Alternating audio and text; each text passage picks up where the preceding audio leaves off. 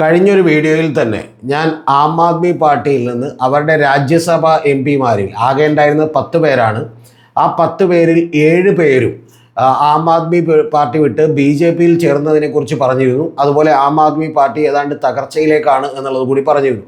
അപ്പോൾ അതിൽ പഞ്ചാബിൽ നിന്നുള്ള 7 എം പിമാരിൽ 6 പേരും തന്നെ ആ പാർട്ടി വിട്ടുപോയി.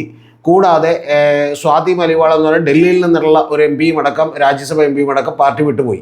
അപ്പോൾ ആം ആദ്മി പാർട്ടി വലിയ പ്രശ്നത്തിലാണ്. കൂടാതെ അവർ പഞ്ചാബിൽ അവർക്ക് 92 സീറ്റുകളുണ്ട് 117. ആ 92 സീറ്റുകളിൽ ഏതാണ്ട് 60ഓളം വരുന്ന MLA-മാരെയും തന്നെ റാഞ്ചാൻ BJP തയ്യാറെടുക്കുന്നു എന്നുള്ളത് ഞാൻ നിങ്ങളോട് പറഞ്ഞിരുന്നു. അതിൽ വളരെ കൃത്യമായി അവിടെയുള്ള ഒരു മന്ത്രിയുടെ പേരും ഡീറ്റെയിൽസും എല്ലാം തന്നെ നിങ്ങളോട് പറഞ്ഞിരുന്നു. സഞ്ജീവ് അറോറ, അദ്ദേഹം അവിടുത്തെ പവർ മിനിസ്റ്ററാണ്. അദ്ദേഹത്തിൻ്റെ വീട്ടിലടക്കം റെയ്ഡ് നടന്നിട്ടുണ്ട്. കൂടാതെ ഈ അവിടെ നിന്ന് ഏറ്റവും ആദ്യം ഇത് കൂറുമാറാൻ തീരുമാനിച്ചിട്ടുള്ളതിന് നേതൃത്വം കൊടുത്തിട്ടുള്ള രാഘവ് ചദ്ദയെ മാറ്റിക്കൊണ്ട് അവിടെ അശോക് മിത്തൽ എന്ന് പറയുന്ന ഒരാളെയാണ് ഡെപ്യൂട്ടി ലീഡറാക്കി രാജ്യസഭയിൽ വെച്ചിരുന്നത്. ആ ഡെപ്യൂട്ടി ലീഡർ അടക്കം അദ്ദേഹം ലവ്ലി പ്രൊഫഷണൽ യൂണിവേഴ്സിറ്റിയുടെ ചെയർമാനാണ്. അദ്ദേഹത്തിൻ്റെ വീടുകളിലും ഓഫീസുകളിലൊക്കെ തന്നെ റെയ്ഡ് നടന്നിട്ടുണ്ട്. അദ്ദേഹവും ഈ BJPയിലേക്ക് കൂറുമാറിയവരുടെ കൂട്ടത്തിലുണ്ട്. എന്ന് പറഞ്ഞിട്ടുണ്ടെങ്കിൽ ED എൻഫോഴ്സ്മെൻറ്റും ഒക്കെ റെയ്ഡ് നടത്തിക്കൊണ്ടുകൂടി അത്തരത്തിലുള്ള ആളുകളുടെ സഹായത്തോടു കൂടി BJPയിലേക്കുള്ള ആളുകളുടെ ഒഴുക്ക് വർദ്ധിക്കുന്നു. അടുത്ത വർഷം ഫെബ്രുവരി മാർച്ചിലെ തെരഞ്ഞെടുപ്പ് നടക്കേണ്ട പഞ്ചാബ് കൂടി പിടിച്ചെടുക്കാൻ BJP തീരുമാനിച്ചിരിക്കുന്നു. കഴിഞ്ഞ തവണ BJPക്ക് വലിയ വോട്ട് ശതമാനമൊന്നുമില്ല, ഏതാണ്ട് 10-12% വോട്ട് ശതമാനമേ ഉള്ളൂ. പക്ഷേ BJPയെ സംബന്ധിച്ച് BJP അവിടെ പിടിച്ചെടുക്കാൻ വേണ്ടി തയ്യാറാകുന്നു എന്നുള്ളതാണ്. അപ്പോൾ ഇന്ന് നമ്മുടെ വീഡിയോ ഡിസ്കസ് ചെയ്യുന്നത് രാഘവ് ചദ്ദ യഥാർത്ഥത്തിൽ ആരാണ്, എന്താണ് എന്നുള്ളതിന് നിങ്ങൾ ഇനി മറ്റൊരു വീഡിയോയും കാണേണ്ട. വളരെ വിശദമായി ഈ വീഡിയോയിൽ ഞാൻ അദ്ദേഹം ആരാണ്, എന്താണ്, എങ്ങനെയാണ് അദ്ദേഹം ഒരു ജൻസിയുടെ ഹരമായി തീർന്നത് എന്നുള്ളതെല്ലാം ഈ വീഡിയോയിലൂടെ വിശദമാക്കുന്നുണ്ട്. ആ വീഡിയോയിലൂടെ വിശദമാക്കുന്നതിനും തൊട്ട് മുമ്പ് എനിക്ക് നിങ്ങളോട് പറയാനുള്ളൊരു കാര്യം, നമ്മുടെ ചാനലിലൊരു കാര്യം കൂടിയാണ്. നമ്മളെ ചാനലിൽ സപ്പോർട്ട് ചെയ്യാൻ ആഗ്രഹമുള്ളവർക്ക് വേണ്ടിയിട്ട് നമ്മളൊരു 2 കാര്യങ്ങൾ ചെയ്തിട്ടുണ്ട്. ഒന്ന്, നമ്മൾ ഈ പറയുന്ന മെമ്പർഷിപ്പ് ആക്ടിവേറ്റ് ചെയ്തിട്ടുണ്ട്. ആ മെമ്പർഷിപ്പ് എന്ന് പറയുന്നത് യൂട്യൂബ് നൽകുന്നൊരു ഓപ്ഷനാണ്. അപ്പോൾ നിങ്ങൾക്കതിന് ഒരു 179 രൂപ അടച്ച് മെമ്പർഷിപ്പ് എടുക്കാം, അല്ലെങ്കിൽ 359 രൂപ അടച്ച് മെമ്പർഷിപ്പ് എടുക്കാം, അല്ലെങ്കിൽ മറ്റേതെങ്കിലും ലെവലുകൾ അനുസരിച്ചൊക്കെ മെമ്പർഷിപ്പ് എടുക്കാം. അപ്പോൾ അതിൽ താല്പര്യമുള്ളവരെടുത്താൽ മതി. അത് മെമ്പർഷിപ്പ് ആക്ടിവേറ്റ് ചെയ്തത് കൊണ്ട് നിങ്ങൾക്ക് പ്രത്യേകിച്ച് പ്രയോജനമൊന്നും ഉണ്ടാവില്ല. ഏതെങ്കിലും ചില വീഡിയോകൾ കുറച്ച് നേരത്തെ കാണാം എന്നുള്ളത് മാത്രമേ ഉള്ളൂ. പക്ഷേ നമ്മുടെ ചാനൽ ഇതുപോലെ നിലനിൽക്കണമെന്ന്, സപ്പോർട്ട് ചെയ്യണമെന്ന് താല്പര്യമുള്ളവർക്ക് വേണ്ടി യൂട്യൂബ് നൽകുന്ന ഒരു ഓപ്ഷനാണ് നമ്മൾ വെച്ചേക്കുന്നത്. കൂടാതെ നമ്മുടെ ഒരു ഗൂഗിൾ പേ നമ്പർ കൂടി നമ്മൾ ഇതിൻ്റെ ഡിസ്ക്രിപ്ഷനിൽ കൊടുത്തിട്ടുണ്ട്. താല്പര്യമുള്ളവർക്ക് എന്ത് ചെയ്യാവുന്നതാണ്, നമ്മളെ സപ്പോർട്ട് ചെയ്യാവുന്നതാണ് സാമ്പത്തികമായി. ഇനി അത് ചെയ്യാത്തവരും വീഡിയോ മുഴുവൻ കണ്ടാൽ മതി എന്നുള്ളതാണ് എനിക്ക് നിങ്ങളോട് പറയാനുള്ളത്. ഇനി നമുക്ക് ടോപ്പിക്കിലേക്ക് തിരിച്ചു വന്നിട്ടുണ്ടെങ്കിൽ, ഈ രാഘവ് ചദ്ദ BJPയെ ഈ അടുത്ത കാലത്ത് ഏതാണ്ട് 2024 ശേഷം അദ്ദേഹം വിമർശിക്കാറുണ്ടായില്ല. പക്ഷേ അതിനു മുൻപ് അദ്ദേഹം BJPയെയും NDAയും ഒക്കെ അതിഗംഭീരമായി വിമർശിച്ചിരുന്നു എന്നുള്ളതൊരു വാസ്തവമാണ്. ഞാൻ അദ്ദേഹത്തിൻ്റെ ഒരു 2-3 സംഭാഷണങ്ങൾ നിങ്ങളെ കേൾപ്പിക്കാം. അദ്ദേഹം BJPയെക്കുറിച്ച് പറഞ്ഞത്, ആ പാർട്ടിയിലാണ് എന്ന് അദ്ദേഹം നിൽക്കുന്നത്. പാർട്ടി മാറുന്നതും ഇത്തരത്തിൽ വാക്ക് മാറുന്നതൊന്നും ഇന്ത്യൻ രാഷ്ട്രീയത്തിൽ വലിയ പ്രധാനപ്പെട്ട കാര്യമല്ല. പക്ഷേ എങ്കിലും ഇത് അതീവ രസകരമായിട്ടുള്ള കാര്യമായിരിക്കും. അത് നിങ്ങൾ കേൾക്കുന്നത് നന്നായിരിക്കും എന്നുള്ളത് കൊണ്ടാണ് ഞാനിത് കേൾപ്പിക്കുന്നത്. वो रकम नहीं बनी, मैं साफ तौर पे कहना चाहता हूं, आज तक वो रकम नहीं बनी और वो शख्स पैदा नहीं हुआ जो राघव चड्ढा को, आम आदमी पार्टी को या अरविंद केजरीवाल को खरीद ले. मैं साफ तौर पे अपने विरोधियों को कहना चाहता हूं. भारतीय ഇതാണ് ആദ്യത്തെ സ്റ്റേറ്റ്മെൻറ്റ്. അതിൽ കൃത്യമായി പറയുന്നത് എന്താണെന്ന് ഒരു പക്ഷേ നിങ്ങൾ കൃത്യമായി കേട്ടോന്ന് എനിക്കറിയില്ല. ഹിന്ദിയാണ് അദ്ദേഹം പറയുന്നത്. ഈ രാഘവ് ചദ്ദയെ വിലക്ക് മേടിക്കാൻ വന്ന ഒരു എമൗണ്ടും ഇന്നുവരെ കണ്ടെത്തിയിട്ടില്ല എന്നുള്ളതാണ്. കൂടാതെ അങ്ങനെ വിലക്ക് മേടിക്കാൻ കഴിയുന്ന ഒരു മനുഷ്യനും ഇതുവരെ ജനിച്ചിട്ടില്ല എന്നുള്ളതാണ്. അത് രാഘവ് ചദ്ദയാണെങ്കിലും ആം ആദ്മി പാർട്ടിയാണെങ്കിലും അരവിന്ദ് കെജ്രിവാളിനെയും വിലക്ക് മേടിക്കാൻ കഴിയുന്ന ഒരാളോ അത്തരത്തിലുള്ള ഒരു എമൗണ്ടോ ഇവിടെ ക്രിയേറ്റ് ചെയ്യപ്പെട്ടിട്ടില്ല, സൃഷ്ടിക്കപ്പെട്ടിട്ടില്ല എന്നുള്ളതാണ് അദ്ദേഹം പറയുന്നത്. അപ്പം അത് എതിരാളികളോട് ഞാൻ വളരെ കൃത്യമായി പറയാൻ ആഗ്രഹിക്കുന്നു എന്നാണ് പറയുന്നത്. പക്ഷേ ഇപ്പോൾ അതൊക്കെ മാറിയിട്ടുണ്ടാവും. ഏത് എമൗണ്ടാണ് അദ്ദേഹം മേടിച്ചത്, അല്ലെങ്കിൽ അത്തരത്തിലുള്ള ആരാണ് ജനിച്ചത് എന്നുള്ളതൊന്നും നമ്മൾ ചോദിക്കുന്നില്ല. രാഷ്ട്രീയമല്ലേ, ഇത്തരത്തിലുള്ള വീരവാദങ്ങളൊക്കെ അടിക്കാം. പക്ഷേ പ്രധാനപ്പെട്ട ഒരു കാര്യം എന്ന് പറയുന്നത് ഇതൊക്കെ എത്ര നാൾ നിൽക്കും എന്നുള്ളത് മാത്രമേ നമുക്കറിയാനുള്ളൂ. ഇനി അടുത്തൊരു കമൻറ്റുകൾ കൂടി നിങ്ങൾക്ക് കേൾക്കാം. അടുത്തത് BJPയെ കുറിച്ചുള്ള ഒരു കമൻ്റാണ്. BJP ഇപ്പം അദ്ദേഹം പോയതിൻ്റെ അടിസ്ഥാനത്തിൽ ഇത് കേൾക്കുമ്പോൾ നമുക്ക് കുറച്ചുകൂടി രസകരമായിരിക്കും. അതുകൂടി നമുക്കൊന്ന് കേൾക്കാം. जनता पार्टी एक ऐसी वॉशिंग मशीन है जो बिना डिटर्जेंट पाउडर के ही दमदार सफाई देती है.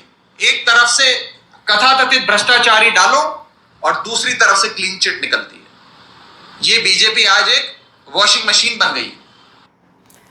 BJP ഒരു വാഷിംഗ് മെഷീനായി മാറിയിരിക്കുന്നു. ഒരു സൈഡിൽ കൂടി, അതായത് അഴിമതി ആരോപണങ്ങൾക്കുള്ള ഒരു വ്യക്തിയെ നമ്മൾ അങ്ങോട്ട് ഇട്ടുകൊടുത്താൽ മതി, തൊട്ടടുത്ത അതേ സൈഡിൽ കൂടി ഒരു ക്ലീൻ ചിറ്റോടുകൂടി അത് പുറത്തേക്ക് വരും. അത്തരത്തിലുള്ള ഒരു വാഷിംഗ് മെഷീനാണ്. ഡിറ്റർജൻറ്റ് ഇല്ലാതെ തന്നെ ആളുകളെ ക്ലീൻ ആക്കി കൊടുക്കുന്ന ഒരു വാഷിംഗ് മെഷീനായി BJP മാറിയിരിക്കുന്നു എന്നുള്ളതാണ് പറയുന്നത്.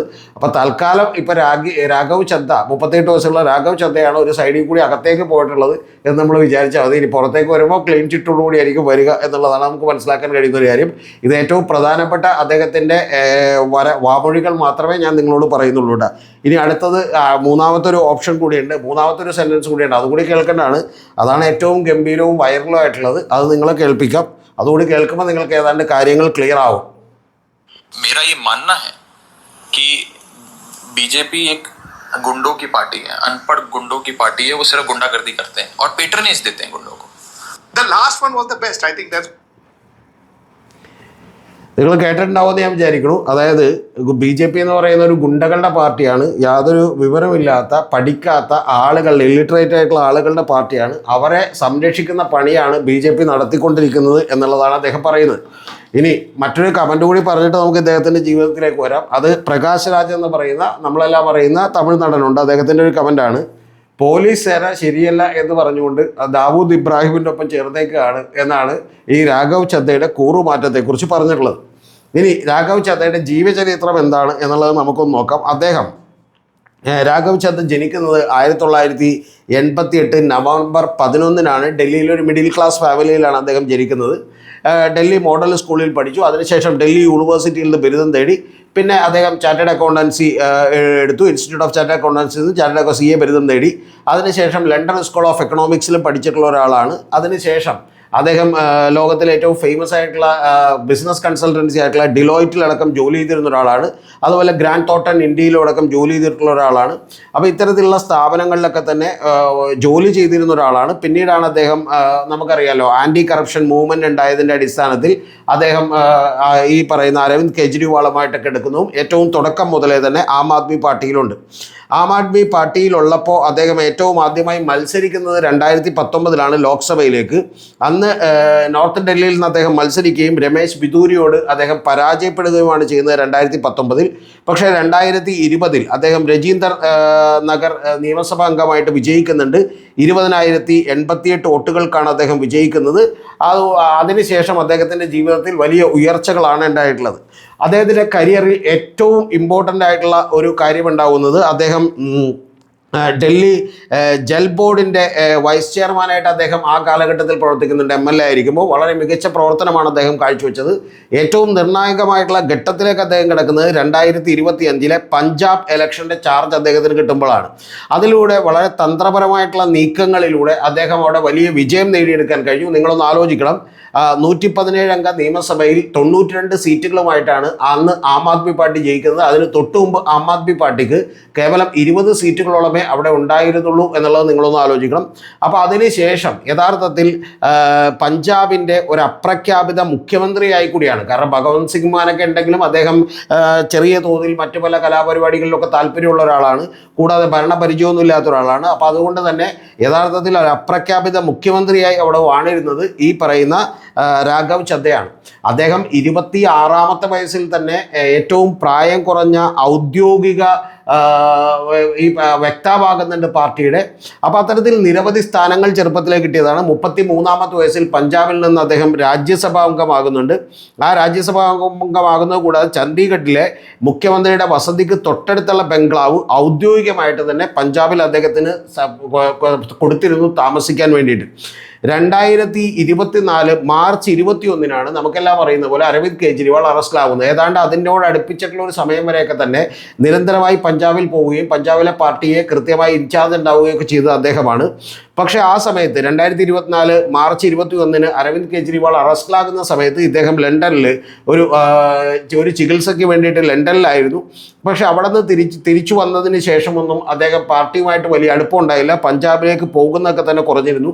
അപ്പോൾ ഈ കുറഞ്ഞതിൻ്റെയും അകൽച്ചയുടെയും അടിസ്ഥാനത്തിൽ 2025 പഞ്ചാബിലെ ചാർജ് അവിടെ മനീഷ് സിസോദിയക്ക് നൽകിയിരുന്നു. അതിനുശേഷം പിന്നീട് അങ്ങോട്ട് വളരെ കുറവ് മാത്രമേ ഈ പറയുന്ന രാഘവ് ചദ്ദ പോയിട്ടുള്ളൂ. ചില റാലികളിലൊക്കെ മാത്രം പങ്കെടുക്കാൻ വേണ്ടി മാത്രമേ പോയിട്ടുള്ളൂ.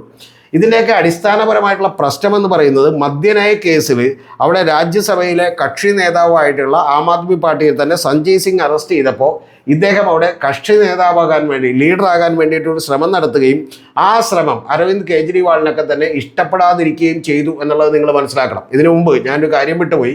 പാർട്ടിയുടെ തന്നെ ഏറ്റവും ചെറുപ്രായത്തിൽ 26-ാമത്തെ വയസ്സിൽ ട്രഷററായിരുന്നു അദ്ദേഹം എന്ന് മനസ്സിലാക്കണം.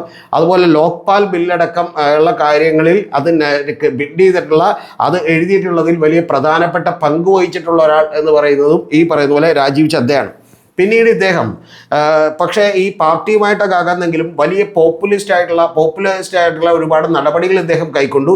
അതിൻ്റെ ഭാഗമായി ഇദ്ദേഹത്തിന് വലിയ തോതിൽ ഇൻസ്റ്റാഗ്രാമിലൊക്കെ തന്നെ ഫോളോവേഴ്സ് ഉണ്ടായി എന്നുള്ളതൊരു വാസ്തവമാണ്. ഇപ്പം നമ്മൾ നോക്കുമ്പോൾ കഴിഞ്ഞ ദിവസങ്ങളിൽ തന്നെ ഏതാണ്ട് 14.6 മില്യൺ വരുന്ന ആളുകളുടെ, അതായത് 14.6 മില്യൺ വരുന്ന ആളുകളുടെ, ഏതാണ്ട് 1,46,00,000 വരുന്ന ആളുകളുടെ ഒരു ഇൻസ്റ്റാഗ്രാം ഫോളോവേഴ്സ് ഉണ്ടായിരുന്ന വലിയ സോഷ്യൽ മീഡിയയിലെ ഒരു താരമായിരുന്നു ഇദ്ദേഹം. പക്ഷേ ഇദ്ദേഹം ഈ BJP പോയി ചേരുന്നു എന്ന് പറഞ്ഞതിന് ശേഷമുള്ള 24 മണിക്കൂറുകൾക്കുള്ളിൽ തന്നെ ഏതാണ്ട് 1.3 മില്യൺ 13 ലക്ഷത്തോളം വരുന്ന ആളുകൾ ഈ ഇൻസ്റ്റാഗ്രാം ഫോളോവേഴ്സിൽ നിന്ന് അൺഫോളോ ചെയ്ത് പോയിട്ടുണ്ട്. ഇപ്പം ഞാൻ മനസ്സിലാക്കുന്ന പ്രകാരം ഞാൻ ഏറ്റവും ഒടുവിൽ നോക്കുമ്പോൾ അത് ഏതാണ്ട് 40 ലക്ഷം പേർ അൺഫോളോ ചെയ്ത് പോകുന്നതിലേക്ക് എത്തിയിരുന്നു. പക്ഷെ അതൊന്നും കണ്ട് രാഘവ് ചദ്ദ പേടിക്കേണ്ട കാര്യമില്ല. കാരണം പുതിയ ഫോളോവേഴ്സ് വരും. കാരണം BJPയുടേതായിട്ടുള്ള ആളുകൾ കൂടി ചേരുമ്പോൾ അദ്ദേഹത്തിന് മിക്കവാറും 14.6 മില്യൺ എന്നുള്ളത് വേണമെങ്കിൽ ഒരു 20 മില്യണൊക്കെ ആക്കി മാറ്റാനായിട്ട് കഴിഞ്ഞേക്കും. അപ്പോൾ എന്തുകൊണ്ടാണ് ഇൻസ്റ്റാഗ്രാമിലൊക്കെ തന്നെ ഇത്രത്തോളം ഫോളോവേഴ്സ് കൂടിയത് എന്നുള്ളതൊരു വലിയ ചോദ്യമാണ്. ആ ഇൻസ്റ്റാഗ്രാമിൽ ഫോളോവേഴ്സ് കൂടാൻ ഇദ്ദേഹം വളരെ തന്ത്രപരമായി വളരെ പ്രൊഫഷണലായിട്ടുള്ള ഒരു കരിയർ ബിൽഡിംഗ് നടത്തിയിരുന്നു എന്നുള്ളതാണ് വാസ്തവം. അതിൻ്റെ ഭാഗമായിട്ട് ഇദ്ദേഹം ചില പ്രധാനപ്പെട്ട ടോപ്പിക്കുകൾ ചർച്ചയ്ക്കെടുത്തു. ആ ടോപ്പിക്കുകളെല്ലാം തന്നെ ഒരു ചെറുപ്പക്കാരായിട്ടുള്ള ആളുകളെ വളരെ ആകർഷിക്കുന്ന ഒരാളാക്കി മാറ്റാൻ ഇദ്ദേഹത്തിന് കഴിഞ്ഞു. അതിന് തൊട്ടുമുമ്പ് തന്നെ ഇദ്ദേഹം ഔദ്യോഗിക വക്താവ് എന്നുള്ള നിലക്ക് വളരെ ഗംഭീരമായി കാര്യങ്ങളൊക്കെ ആർട്ടിക്കുലേറ്റ് ചെയ്യാൻ കഴിയുന്ന നല്ല സുന്ദരനായിട്ടുള്ള ഒരു മനുഷ്യനായതുകൊണ്ട് തന്നെ ചാനൽ ചർച്ചകളിലൊക്കെ ഇദ്ദേഹത്തിൻ്റെ പെർഫോമൻസ് വളരെ ഗംഭീരമായിരുന്നു എന്നുള്ളത് നമുക്കറിയാം. അപ്പോൾ അത്തരത്തിൽ എല്ലാ തരത്തിലും തന്നെ ഒരു സോഷ്യൽ മീഡിയയിൽ വലിയ റീച്ച് ഇദ്ദേഹത്തിനുണ്ടായിരുന്നു. അതിനുവേണ്ടി ഇദ്ദേഹം ചില പ്രത്യേക വിഷയങ്ങൾ കൂടി കണ്ടെത്തി. അത് ഇന്ത്യൻ രാഷ്ട്രീയത്തിൽ മറ്റാരും എടുക്കാത്തൊരു വിഷയമാണ്. അദ്ദേഹം പലപ്പോഴും വിഷയങ്ങൾ അവതരിപ്പിച്ചുകൊണ്ടിരുന്ന ഒരു ചാർട്ടേഡ് അക്കൗണ്ടിൻ്റെ മിടുക്കോടുകൂടി വളരെ ഫാക്ട്സും ഫിഗേഴ്സും സ്റ്റാറ്റിസ്റ്റിക്സും ഒക്കെ നിർത്തിക്കൊണ്ടാണ് എന്നുള്ളത് കൂടി മറന്നു പോകരുത്. അതിൽ ഒന്നാമത്തെ കാര്യമെന്ന് പറയുന്നത് മധ്യവർഗ ജനതയുടെ നികുതി ഭാരത്തെക്കുറിച്ചാണ് അദ്ദേഹം സംസാരിച്ചിട്ടുള്ളത്. അത് ഒരു നഗരങ്ങളിലൊക്കെ തന്നെ വലിയ പോപ്പുലാരിറ്റി ഇദ്ദേഹത്തിന് ഉണ്ടാക്കി കൊടുത്തു എന്നുള്ളതൊരു വാസ്തവമാണ്. ജനനം മുതൽ മരണം വരെ ഒരു മനുഷ്യൻ എത്രത്തോളം നികുതി അടക്കുന്നുണ്ട് എന്നുള്ളത് പലപ്പോഴും ഓരോരുത്തരും കാൽക്കുലേറ്റ് ചെയ്യാറില്ല. ഇദ്ദേഹം കാൽക്കുലേറ്റ് ചെയ്തുകൊണ്ട് എഡ്യൂക്കേറ്റ് ചെയ്യുന്ന വീഡിയോകളൊക്കെ തന്നെ ഇറക്കിയിരുന്നു. അതെല്ലാം തന്നെ വലിയ ഇംപ്രഷൻ ഉണ്ടാക്കി എന്നുള്ളതാണ് വാസ്തവം.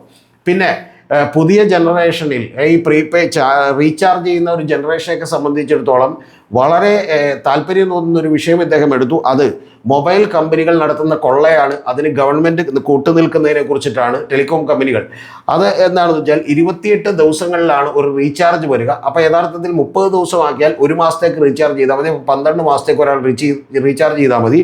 പക്ഷെ അതിന് പകരം 13 മാസത്തേക്ക് റീചാർജ് ചെയ്യിപ്പിക്കുന്നത് ഒരു മാസം ഈ പാവപ്പെട്ട സാധാരണക്കാരായിട്ടുള്ള ആളുകളെ മൊബൈൽ കമ്പനികൾ കൊള്ളയടിക്കുകയാണ്. അതിന് മൗനാനുവാദം കൊടുക്കുകയാണ് ടെലികോം അതോറിറ്റിയും അതുപോലെ തന്നെ ഗവൺമെൻറ്റും എന്നൊക്കെ പറഞ്ഞുകൊണ്ടാണ് അദ്ദേഹം വലിയ പ്രശ്നങ്ങൾ ഉണ്ടാക്കിയത്. അത് വലിയ ജനശ്രദ്ധയെ ആകർഷിച്ചു എന്നുള്ളതൊരു കാര്യമാണ്. അത് യഥാർത്ഥത്തിൽ ജനശ്രദ്ധ ആകർഷിക്കേണ്ട ഒരു കാര്യവുമാണ്.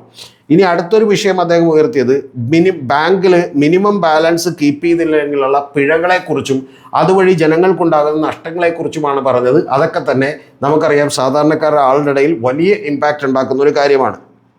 പിന്നീട് അദ്ദേഹം തിരഞ്ഞെടുത്തത് ഭക്ഷണത്തിലെ മായം ചേർക്കലിനെ കുറിച്ചാണ്. സ്വാഭാവികമായിട്ടും അതും വലിയ പ്രധാനപ്പെട്ട വിഷയമാണ് എന്നുള്ളത് നമുക്കറിയാം. കൂടാതെ വിമാന ടിക്കറ്റിലെ കുതിച്ചുചാട്ടം ഉണ്ടാകുന്നതിനെക്കുറിച്ച്, വിമാന കമ്പനികൾ നടത്തുന്ന കൊള്ളയെക്കുറിച്ച്, പിന്നെ അദ്ദേഹം പിതൃത്വ അവധികളെ കുറിച്ചിട്ട്, അതായത് പാറ്റേണിറ്റി ലീവ് കൊടുക്കുന്നതിനെ കുറിച്ച്, അത് ഈ പറയുന്ന പോലെ ഒരു പുരുഷന്മാർക്കും അത്തരത്തിലുള്ള അവകാശങ്ങളുണ്ട് എന്നുള്ളതിനെക്കുറിച്ച്, പിന്നെ ഒരു സ്വകാര്യത കാത്തു സൂക്ഷിക്കേണ്ട ആവശ്യകതകളെക്കുറിച്ച്, അതുപോലെ ഡാറ്റ ചോർച്ചയെക്കുറിച്ച്, ഇതുപോലെയുള്ള നിരവധി വിഷയങ്ങൾ അദ്ദേഹം മുന്നോട്ട് കൊണ്ടുവന്നു. സോഷ്യൽ മീഡിയയിലെ കോപ്പിറൈറ്റുമായി ബന്ധപ്പെട്ടിട്ടുള്ള ഇഷ്യൂകളെക്കുറിച്ച്, ഇതുപോലെ സ്വകാര്യതയെക്കുറിച്ച്, ഡാറ്റ ചോർച്ചയെക്കുറിച്ചൊക്കെ തന്നെ നയരൂപീകരണം ഗവൺമെൻറ് നടത്തണം എന്ന് പറഞ്ഞുകൊണ്ട് അദ്ദേഹം മുന്നോട്ട് വന്നു. പിന്നെ സ്വിഗ്ഗി, സൊമാറ്റോ തുടങ്ങിയ ജോലികൾ ചെയ്യുന്ന ആളുകളുടെ പ്രശ്നങ്ങൾ ഏറ്റെടുത്തു. ഇതെല്ലാം വളരെ ബുദ്ധിപരമായിട്ടുള്ള നീക്കങ്ങളാണെന്ന് നിങ്ങൾ വിചാരിക്കണം. അതായത് പഠിക്കുന്ന കുട്ടികളടക്കമുള്ള നിരവധി ആളുകൾ, നമുക്കറിയാം, പാർട്ട് ടൈമായി ചെയ്യുന്നൊരു ജോലിയാണ് സ്വിഗ്ഗി, സൊമാറ്റോ ഒക്കെ തന്നെ. അപ്പോൾ ആ ജോലി ചെയ്യുന്ന ആളുകളുടെ പ്രശ്നങ്ങൾ ഇതെല്ലാം തന്നെ അദ്ദേഹം വലിയ തോതിൽ ചർച്ചാ വിഷയമാക്കാനായിട്ട് ശ്രദ്ധിച്ചു. പിന്നെ ഒരു മൈനറായിട്ടുള്ള ആളുകൾ, നമുക്കറിയാം ഇപ്പോൾ ചില നിർഭയ കേസടക്കം നിരവധി കേസുകളിൽ ചില മൈനറാണ് എന്ന് പറഞ്ഞ ആളുകളെ വെറുതെ വിടുന്ന അവസ്ഥയുണ്ടായിരുന്നു. അതിനെതിരെയൊക്കെ തന്നെ ജനരോഷമുണ്ട് എന്ന് മനസ്സിലാക്കി ഇദ്ദേഹം മൈനറായിട്ടുള്ള ആളുകളെയും ഒക്കെ തന്നെ മേജർ പോലെ തന്നെ പരിഗണിച്ച് ശിക്ഷിക്കണം എന്ന് പറയുന്ന വലിയ അഭിപ്രായ പ്രകടനങ്ങളൊക്കെ നടത്തി. അപ്പോൾ ഇത്തരം അഭിപ്രായ പ്രകടനങ്ങളിലൂടെ എല്ലാം തന്നെ വലിയ ജനശ്രദ്ധയെ ആകർഷിക്കാനും ഒരു യങ് ജനറേഷൻ്റെ മുഴുവൻ പ്രിയങ്കരനായി തീരാനും, കൂടാതെ ഒരു മിഡിൽ ക്ലാസ്സുകാരുടെ എല്ലാം പ്രിയങ്കരനായി തീരാനും കഴിഞ്ഞു. അങ്ങനെയാണ് ആം ആദ്മി പാർട്ടിയുടെ ഒരു രാജ്യസഭാ മെമ്പറായിരുന്നിട്ട് പോലും അദ്ദേഹത്തിന് ഈ 14.6 മില്യണൊക്കെയുള്ള ഇൻസ്റ്റാഗ്രാം ഫോളോവേഴ്സ് വരുന്നത്. കൂടാതെ വിമാനയാത്രക്കാർ ഭക്ഷണം കഴിക്കാതെ യാത്ര ചെയ്യുകയാണെന്നും അതിൻ്റെ പ്രധാനപ്പെട്ട കാരണം വിമാനത്താവളങ്ങളിൽ 150-250 രൂപയൊക്കെ സമൂസക്കും വടക്കുമൊക്കെ ചാർജ് ചെയ്യുന്നതാണ് എന്ന് പറഞ്ഞുകൊണ്ടുള്ള പ്രക്ഷോഭങ്ങളൊക്കെ ഉണ്ടാക്കി. ഇത്തരം കാര്യങ്ങളൊക്കെ തന്നെ ഒരു മിഡിൽ ക്ലാസ് ആയിട്ടുള്ള ആളുകളുടെ ഇടയിൽ വലിയ തോതിലുള്ള സ്വീകാര്യത അദ്ദേഹത്തിന് വർദ്ധിപ്പിച്ചു.